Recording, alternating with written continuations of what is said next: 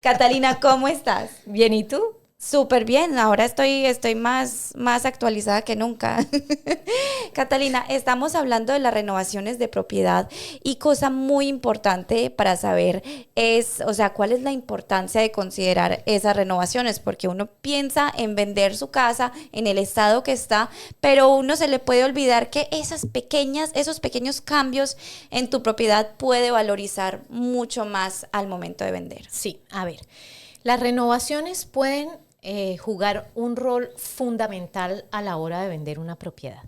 Tenemos renovaciones pequeñas, tenemos renovaciones grandes, pero indiscutiblemente antes de poner a vender una propiedad, lo mínimo que hay que hacer es limpiar la casa, ojalá pintarla, arreglar la parte de afuera, si tienen una casa, si no es un condo, pero la parte de afuera siempre es fundamental, porque si la primera impresión cuando la persona viene a visitar la casa es que hay un pasto así de alto y que las matas se están muriendo, pues ¿a quién le provoca entrar? Eso es como cuando uno ve una persona y la facha es La primera impresión, la o sea, primera sí. impresión. Ahora, después vienen otro estilo de renovaciones que son muy importantes. Yo siempre le digo a la gente que priorice las cosas que son estructurales. Entonces, techos, cimientos, ventanas. O sea, eso es lo que aumenta el valor, porque esas son las pequeñas renovaciones que al ofrecer un mayor retorno en inversión, esos son los cambios principales que uno debería hacer. Claro, depende nuevamente del presupuesto. Si estamos hablando que tenemos poquito presupuesto, pinte la casa, límpiela bien y arregle los jardines. Si tiene un poco más de presupuesto, antes de irse a meter en la parte estética, yo siempre le digo a la gente, hágalo estructural. Entonces, digamos, si no tienen sino $20,000, sino, bueno, $20,000 es bastante, pero en lugar de cambiar una cocina, que con $20,000 casi que no la van a poder cambiar, mire, empiece por cambiar el techo. Dele una vuelta a su casa y si tiene fisuras, cierre esas fisuras, mándelas a arreglar, que valen más o menos $800 a $900 por fisuras. Entonces, antes de Wow. meterse en lo estético, haga lo estructural. Si lo estructural está bien, podemos hablar de otro estilo de renovaciones, las estéticas y cuáles generan mayor retorno. Bueno, y hablando un poquito de la cocina, porque muchas personas les encanta renovar la cocina al momento de vender, pero ¿cuánto puede costar renovar una cocina? Mira, depende de los materiales que estés utilizando, pero una cocina, renovarla, y si depende si lo vas a hacer tú. Una cocina en IKEA puede costar más o menos $15,000. Ahora, si contratas a alguien para que te la instale, entre materiales e instalación, menos de 20-25,000, bájate esa nube. Si es una cocina chiquita, bueno, y ya de ahí en adelante, si le quieres meter mármol o granito, o un montón de cosas más, las cocinas se pueden ir a unos montos exorbitantes. Increíble, y el baño también, o sea, uno piensa El que baño no, también, sí. pero renovar el baño es como dicen en Colombia, un camello. Sí, renovar el baño es un camello. Y hay que hacerlo bien porque hay agua, ¿no? Entonces, siempre que hay fuentes de agua, hay que contratar un plomero certificado, porque si algo pasa, usted puede hacerlo estético, puede hacer, cambiar, no sé, las superficies, pero cuando hay que mover cosas que tienen agua, hay que contratar un plomero certificado, porque si llega a pasar algo, Claro. el seguro muy probablemente no los cubre. Y cuando un comprador va a venir a comprar la casa, sí quiere ver recibos por lo menos del plomero. Claro. Bueno, y hablando del techo, porque hay algo que apetece mucho al momento de comprar y son los años del techo. Sí, los años del techo. Y eso se declara en la declaración del vendedor. Exacto.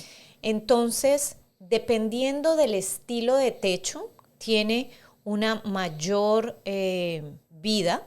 Los techos que más duran son los que están hechos en membrana, que tienen una duración de entre 25 y 30 años.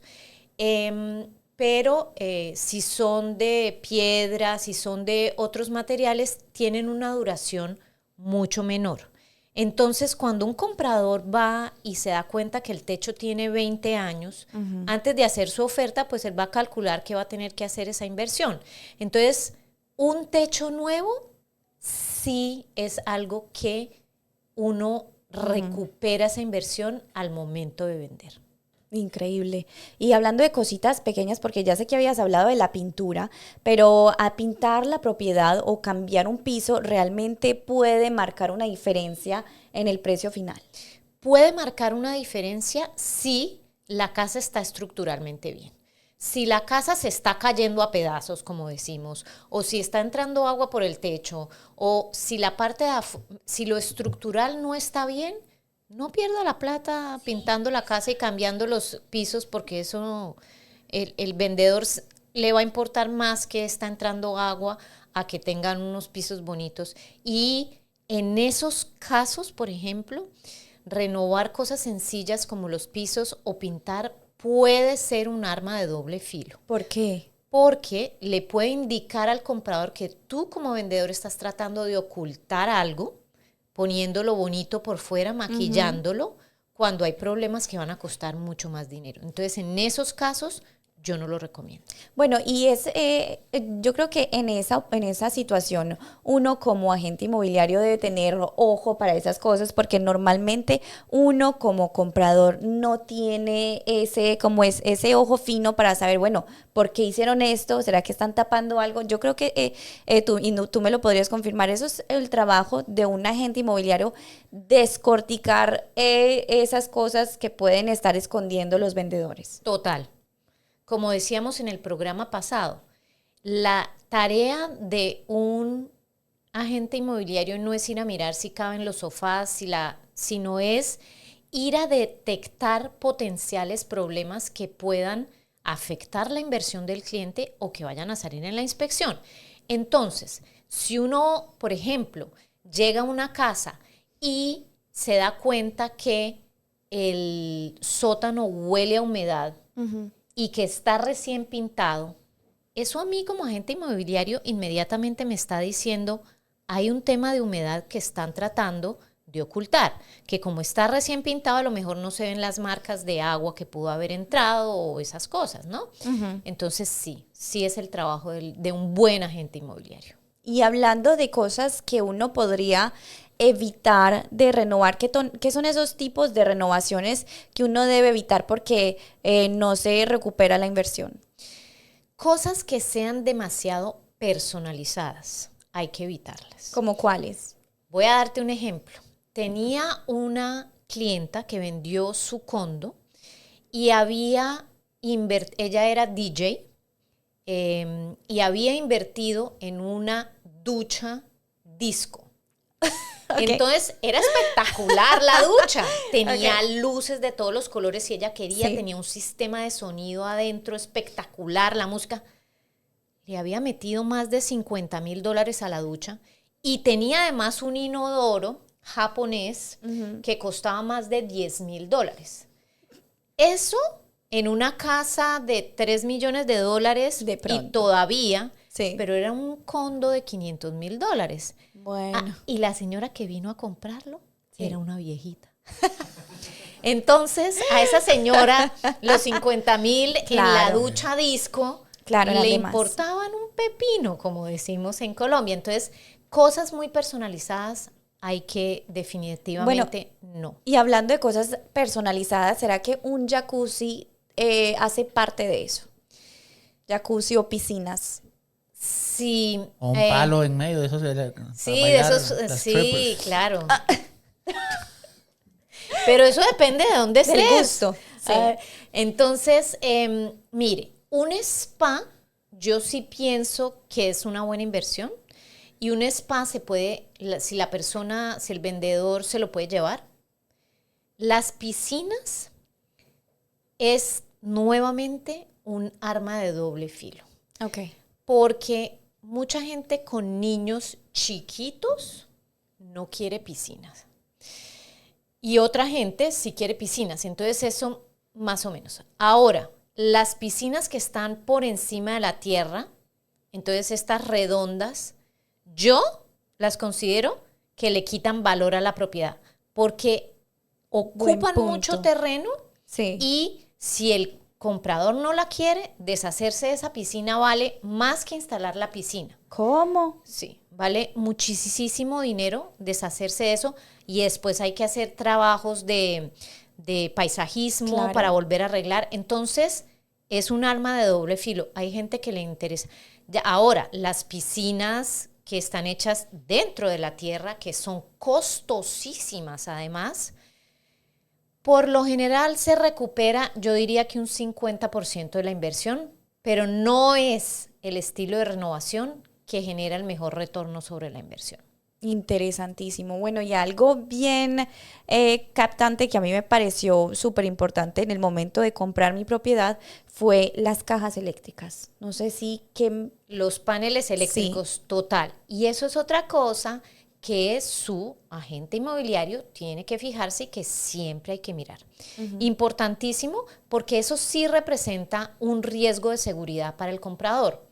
Un panel eléctrico que no esté conforme o que pueda generar cortocircuitos. Claro. Entonces, hay cosas importantes en el panel de electricidad, que eso, por ejemplo, es una inversión que yo siempre les recomiendo a mis vendedores, porque cambiar un panel de electricidad vale entre $2,000 y $3,000 y el comprador sí lo va a apreciar. Y el panel de electricidad siempre tiene que tener su tapa. Ojo si tienen cableado de aluminio, porque si tienen cableado de aluminio necesitan pedirle a un electricista que venga. No hay que cambiar todo el cableado de la casa, pero hay que hacer unas reparaciones para evitar que haya problemas de cortocircuito. Entonces, no entren en pánico, no quiere decir que tienen que cambiar todos los cables, hay cosas que se pueden hacer. Y ahora hay paneles como por ejemplo las marcas Commander, Sylvania, que cuando yo voy a visitar y veo eso, de una vez le digo a mi comprador, le va a salir en la inspección y le va a tocar cambiarlo porque es muy probable que la compañía de seguros no vaya a querer asegurarlo. ¿Y por qué? O sea, que tienen esas compañías que es como una red flag Sí. para los seguros. Sí, son paneles de electricidad que repararlos es casi imposible porque ya no existen los repuestos y cuando se encuentran son tan costosos que es mejor cambiar el panel eléctrico. Y segundo, hay se generan muchos cortocircuitos en la entrada hacia el panel. Entonces eso es peligroso, eso es gravísimo. Entonces hay evitarlo. otras marcas aparte de Commander y Sylvania, pero se me escapan en este momento. Pero Commander y Sylvania de una vez. Sí. A evitar. Bueno, y hablando un poquito de estas renovaciones, uno ve aquí en Canadá y en otras partes del mundo un business que empezó a hacer un boom por un tiempo, ya ahorita no lo vemos tanto por el mercado de los materiales de construcción. Cuéntanos un poco sobre los flips de las propiedades. Ahí venía la pregunta peligrosa. Sí. Los flips. Eso es un lindo sueño que le venden a la gente, que pueden hacer dinero rápido con los flips. Yo siempre le digo a mis clientes, el dinero rápido y fácil no existe, en nada. Y los flips, a ver, para que un flip sea rentable, número uno, hay que comprar la propiedad muy barata. Y para poder comprar una propiedad muy barata y sacar a los competidores del camino, hay que poder hacer ofertas. Número uno, cash, o sea, sin hipoteca, para quitar esa condición. Y número dos, sin inspección. Entonces eso ya de entrada saca del juego al primer comprador, al segundo comprador, al que no está en entonces dejan el juego a los contratistas. Claro. Número uno, hay que comprar muy barato. Número dos, el costo de renovación ha subido tanto y el costo de los materiales, de la mano de obra, que a menos de que usted tenga un socio que sea contratista o usted sea contratista, lo que usted va a pagar no le va a dejar ningún margen en el momento de vender. Y tercera cosa, la gente le encantaba hacer el negocio de comprar la propiedad, decir que era su residencia principal, vivir ahí, hacer las renovaciones y venderla, porque la residencia principal, la ganancia sobre la venta de la residencia principal está exenta de impuestos. ¿Verdad? Pero esta ley cambió. Y ahora, así sea tu residencia principal, tienes que esperar por lo menos un año después de haberla comprado para venderla, y si el gobierno se da cuenta que es un negocio de renovación, te van a taxar como si fuera una actividad comercial. Increíble, increíble, esa no la sabía yo. ¿Sí? Pero bueno, al punto de, por ejemplo, vender tu propiedad, que es una propiedad flipeada, ¿qué te asegura a ti de que los materiales, porque normalmente ellos lo que quieren es construir y renovar al menor costo para poder aumentar su valor y vender lo más rápido posible? Uno como comprador, ¿cómo se asegura de que uno compró algo de calidad? Hay que hacer lo que llamamos la verificación diligente, que es pedir las facturas. Sí. Si no hay facturas, entonces pues hay que ir a mirar bien, hay que darse cuenta qué son los materiales, hay que saber cuáles son las diferencias en los materiales. Hay que hacer una muy buena inspección. Yo en eso, por ejemplo, yo a mis primeros compradores trato de que se alejen de ese estilo de flips, porque ve uno mucho gente que compra, hace un flip barato, quita la garantía legal además de todo y le vende al comprador una cosa que no tiene garantía de promotor inmobiliario de 5 años, se la vende como nueva, le cobra el precio como nuevo, pero no le da ninguna garantía. Entonces, yo prefiero que el comprador, yo entiendo que la gente muchas veces no quiere ponerse en el trabajo de hacer las renovaciones, pero yo siempre les digo que yo prefiero que compren una cosa que no es tan renovada y que poco a poco vayan haciendo los trabajos a algo que parezca muy bonito y que no sabe uno al final con qué se va a encontrar. Increíble. ¿Y cómo uno influye a la ubicación de un inmueble en el tipo de renovaciones recomendadas? Es fundamental, porque no es lo mismo renovar una casa o un condo en Rosemont que renovar una casa o un condo en Westmount o en Outremont. Pero ¿cuál es la diferencia? O sea, la diferencia es que dependiendo de donde estés ubicado, tienes que saber cuáles son el estilo de renovaciones y cuáles son los materiales que hay que utilizar.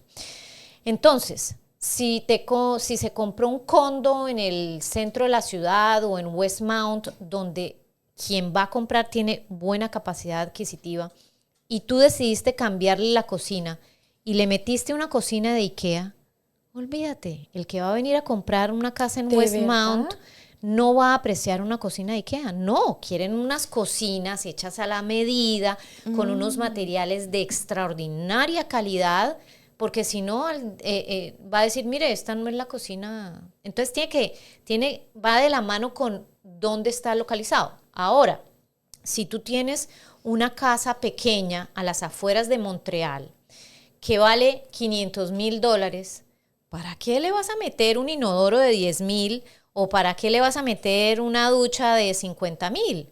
No lo va a apreciar el comprador, porque ese comprador probablemente prefiere un cuarto de más o un sótano más grande, ¿no? Entonces es muy importante saber dónde está ubicada la propiedad para saber qué estilo y qué materiales.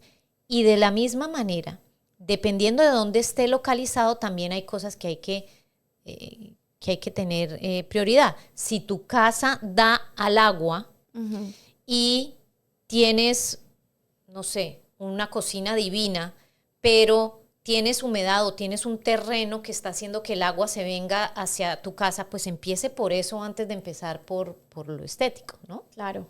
Bueno, y hablando un poquito de eso, sobre la humedad y un poco la base de las propiedades, al momento de renovar, ¿qué tan importante uno tiene que ponerle como cuidado a las fundaciones? Eso es lo primero. Sí. Eso es lo primero, porque eso es como los pies de uno. Si a uno los pies le duelen, uno no puede caminar. Si a uno las piernas le duelen, no puede caminar. Si donde se está soportando la casa se está cayendo, pues mira, pasan cosas como que en el Plateau Mont Royal, donde se mueve mucho el suelo y hay inestabilidad de los cimientos. Y hay ¿De verdad? Sí. No sabía. Sí, bueno, sí. y te quería preguntar también por el plató, porque no solamente es eso, sino que en las secciones, pues tú estabas hablando de la ubicación de los inmuebles, uno tiene que aprender como son, o sea, cosa que uno no sabía. Y uno conoce del plató en una parte, una sección de Montreal que es muy particular.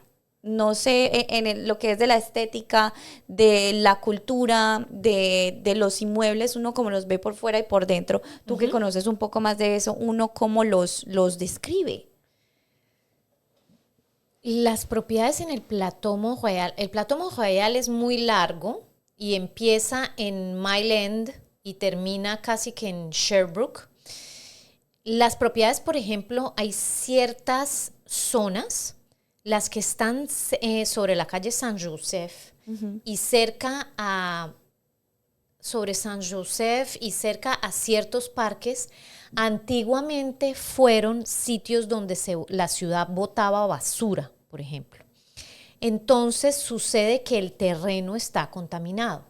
Oh. Eso O solamente... sea, el terreno por Sí. abajo, por debajo. Oh. Eso la única manera de saberlo es si uno va a la ciudad, si uno mira los mapas de contaminación, si uno hace toda la verificación, que un comprador normal no lo sabe, No lo entonces hace. hay que apoyarse de un buen broker. Las propiedades que están sobre calles como de Lorimier, la calle de Lorimier es conocida por tener una composición de suelo con mucha arcilla. Entonces eso quiere decir que los cimientos se mueven mucho. Entiendo. Pero todo eso solo se sabe con el tiempo, con la experiencia, averiguando, preguntando. Entonces por eso hay que saber dónde vamos a comprar. Increíble. O sea, son detalles que uno como comprador o vendedor no sabe y uno se tiene que apoyar de un buen agente como tú. Sí, iba a volver al tema de los cimientos. Sí. Entonces, suceden cosas como, por ejemplo, que tú puedes cambiar una cocina, hacer un baño, cambiar tus pisos, y si tus cimientos no se están moviendo, en 5 años ese piso empieza a craquearse, Sí. la cocina empieza a dañarse, el ladrillo por fuera empieza... Entonces, eso es por lo que hay que empezar, por lo estructural. Si tenemos buenos cimientos, si tenemos buen techo, si tenemos buen aislamiento y ventanas, ahí sí nos metemos a las renovaciones estéticas. Y si me quieren preguntar cuáles son las que generan mayor retorno sobre la inversión, son indiscutiblemente la cocina, los baños y el paisajismo. Bueno, hablando un poquito sobre eso, me gustaría saber cuánto influye el primer impacto visual, como tú dirías, el curve appeal, en el valor de la renovación. 100%, 100%. El que va pasando y ve un aviso de se vende, pasa, ve una casa y ve unos jardines hermosos, de una vez quiere entrar. El que pasa, la casa es linda, pero como decíamos, ve un pasto así, no quiere entrar. Eso es importantísimo. Las inversiones en el paisajismo son, yo diría que es probablemente la que más retorno sobre la inversión genera. Entonces, ahí hay que meterle la plática. Bueno, y hay una diferencia entre arreglar tu casa de manera visual en verano y en invierno. Como Sí. uno como que entiende la de verano, pero uno, ¿qué es lo que tiene que hacer en invierno? Entonces, en invierno, cuando volvemos al tema del paisajismo, número 1, no permita que se acumulen 15 pies de nieve. Cosas importantes también es las goteras, extensiones de las goteras lo más lejos de la casa para que el agua o la nieve cuando se está derritiendo, esa agua que genera, no entre a la casa. 3, alrededor de las ventanas de los sótanos, si están más abajo del nivel del suelo, siempre hay que tener una barrera que separe la ventana de la tierra. Y ahí adentro se le puede echar o piedras, y cuando hay nieve que se acumula, siempre limpiarla. Yo, por ejemplo, esas son las cosas que No siempre sabía. me fijo cuando Sí.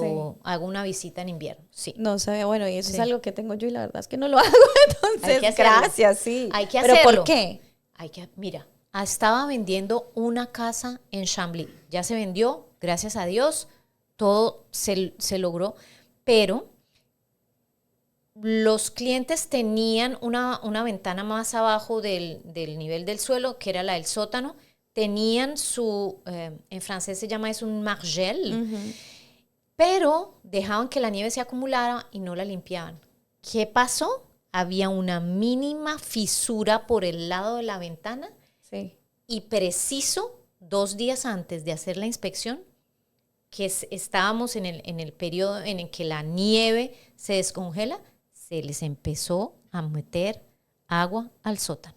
Ay, no. Y eso se había podido evitar si hubieran sacado la nieve en el invierno, porque además les habrían permitido ver que había una mínima fisura que con un tratamiento de $800 se hubiera solucionado y se evitan trabajos de $25,000. Bueno, y uno, por ejemplo, con esas Margel, ¿uno puede taparlas con algo o tiene eso que tiene que estar al aire libre? Sí las puedes tapar, pero entonces se te va a acumular la nieve y te va a Encima. tapar la ventana. Entonces, de todas maneras, tienes que mover la nieve. Entiendo. Bueno, y hablando un poquito de anécdotas así, ¿tú tienes algún ejemplo de alguna venta en la que hubo una renovación bien pasada que marcó la diferencia? Sí, tengo ejemplos de ventas en donde invertir $2,000, $2,500